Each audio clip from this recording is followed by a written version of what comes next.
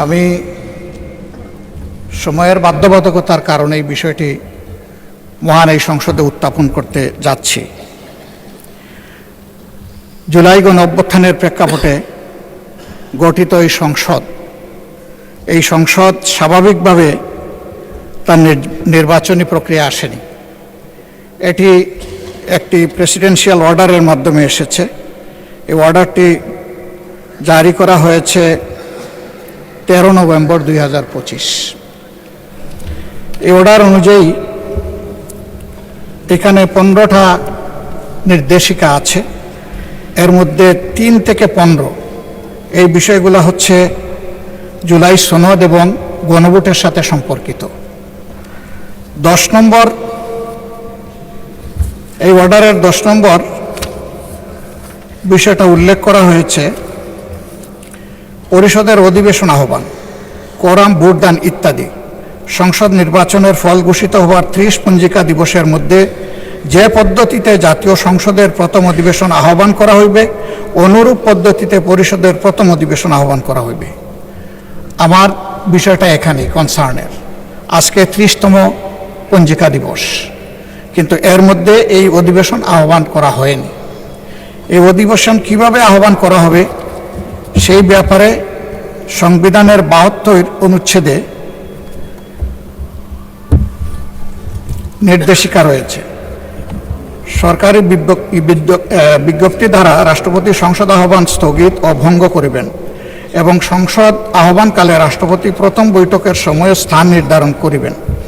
তবে আরও শর্ত থাকে যে এই দফার অধীন তাহার দায়িত্ব পালনে রাষ্ট্রপতি প্রধানমন্ত্রী কর্তৃক লিখিতভাবে প্রদত্ত পরামর্শ অনুযায়ী কার্য করিবেন। উদয় সম্পন্ন করার কথা ছিল। এখন আমরা ধরে নিচ্ছি নিশ্চয়ই মাননীয় প্রধানমন্ত্রীর লিখিত পরামর্শের কারণেই রাষ্ট্রপতি এই সভা আহ্বান করেছেন।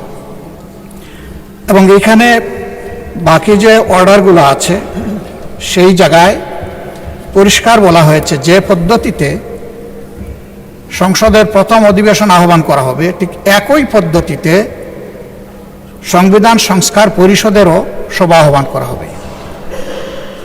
2টা বুথে যারা নির্বাচিত হবেন তাদের ব্যাপারে এখানে আমি আগেই উল্লেখ করেছি 3 থেকে 15 পর্যন্ত বিস্তারিত তাদের দায়িত্ব এবং অধিকার সম্পর্কে কথা বলা হয়েছে।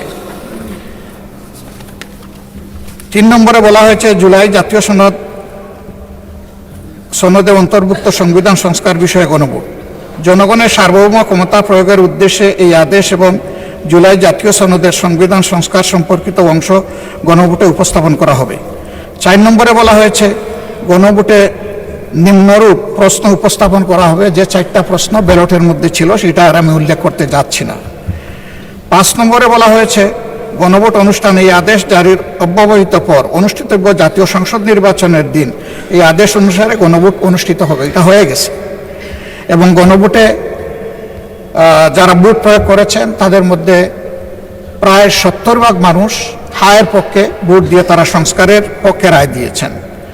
6 নম্বরে গণভোট অনুষ্ঠানের জন্য আইন প্রণয়ন। গণভোট অনুষ্ঠানের লক্ষ্যে নির্বাচন কমিশন কর্তৃক প্রয়োজনীয় ব্যবস্থা গ্রহণের উদ্দেশ্যে যথোপযুক্ত আইন প্রণয়ন করা হবে। এটাও হয়ে গেছে। সংবিধানের সংস্কার পরিষদ গঠন উহার কার্যাবলী এবং বিলুপ্তি।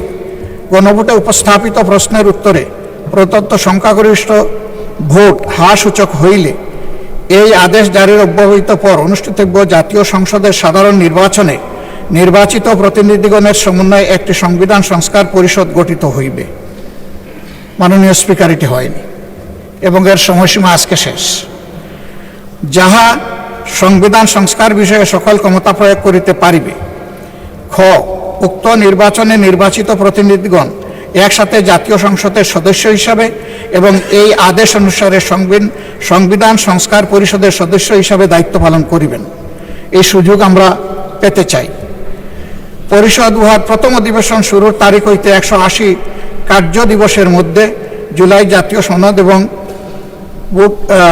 গণভোটের ফলাফল অনুসারে সংবিধান সংস্কার সম্পন্ন করিবে এবং তা সম্পন্ন করিবার পর পরিষদের কার্যক্রম সমাপ্ত হইবে। শুরুই হোক আগে, তারপরে সমাপ্ত। পরিষদের কর্মধারায় অংশগ্রহণের সময় নির্বাচিত প্রতিনিধিগণ পরিষদ সদস্য হিসাবে অভিহিত হইবেন। মানে দুইটা ক্যাপাসিটিতে আমরা এখানে নির্বাচিত হয়েছি, দুইটা বুথের মাধ্যমে, আলাদা আলাদা বুথ। এই আদেশের উদ্দেশ্য পূরণকল্পে পরিষদ ইহার অধিবেশন আহ্বান ও মুলতবি, সংবিধান সংস্কার বিষয়ক প্রস্তাব উত্থাপনের পদ্ধতি, উক্ত প্রস্তাব বিবেচনা ও গ্রহণ এবং অন্য সকল বিষয়ে কার্যপ্রণালী নির্ধারণ করিবে। জাতীয় সংসদ সচিবালয় পরিষদকে সাচিবিক সহায়তা প্রদান করিবেন।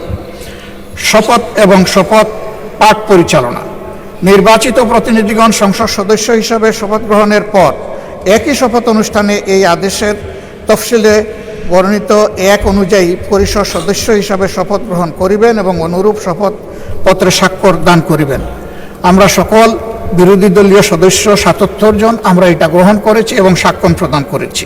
10-এ আমি আগেই উল্লেখ করেছি, সংসদ নির্বাচনের ফল ঘোষিত হওয়ার 30 পঞ্জিকা দিবসের মধ্যে যে পদ্ধতিতে জাতীয় সংসদের প্রথম অধিবেশন আহ্বান করা হইবে, অনুরূপ পদ্ধতিতে পরিষদের প্রথম অধিবেশন আহ্বান করা হইবে।